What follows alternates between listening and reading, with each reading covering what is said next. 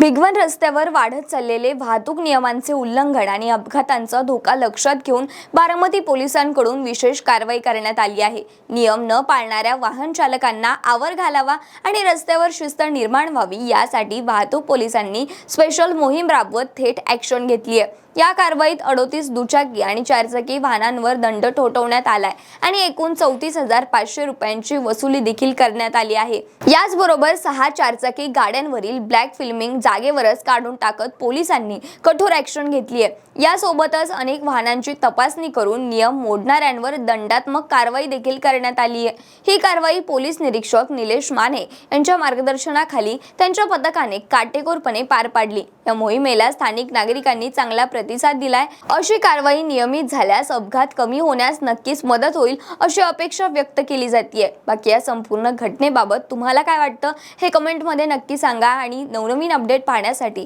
आपल्या .com महाराष्ट्रच्या पेजला follow करा आणि यूट्यूबवर पाहत असाल तर सबस्क्राइब करायला विसरू नका।